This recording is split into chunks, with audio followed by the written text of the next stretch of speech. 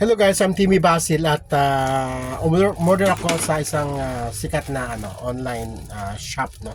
At ang in-order ko ay itong sikat ngayon na mouse trap na kapag pumasok ang mga daga, hindi na makakalabas kasi may mga daga dito sa aking bahay. So ito na po yung yung package, guys. Tignan natin.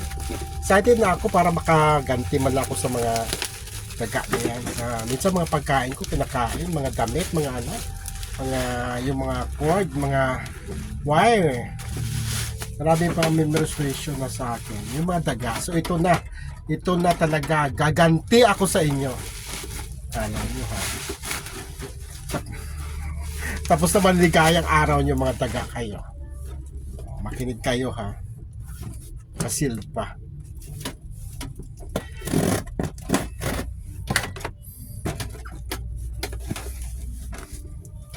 Kasi dati meron ako yung panghuli ng daga, isahan lang yung nahuhuli.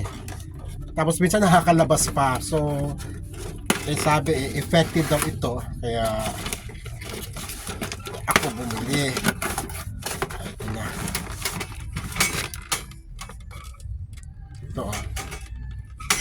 Ito, oo, ito ang ano niya.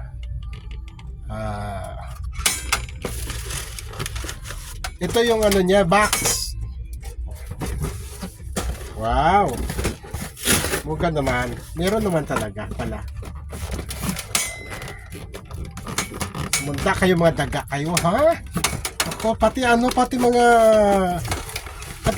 talaming perwisyo talaga mga daga na naranasan ko. Pati pagkain ko talagang nabubuksan nila yung mga kaldero, kawali at kung ano-ano pa. Ito na siya. Ito na siya. Bongga naman. Ayan. So paano siya Paano siya mag-work? Paano mag-work? Tanggalin dito. Parang nakakalabas din naman. Well, try natin to, guys, no? Kung makakahuli ba to at di makalabas yung mga daga. I-update ko kayo, ha, kung may huli na ako, ha. Gusto ko mag 3 minutes man lang para So ito siya. Hindi ko alam kung paano mag-work talaga. Ganon, papasok ang daga. Pag ganon, paano kung ginangat-ngat nila pabalik?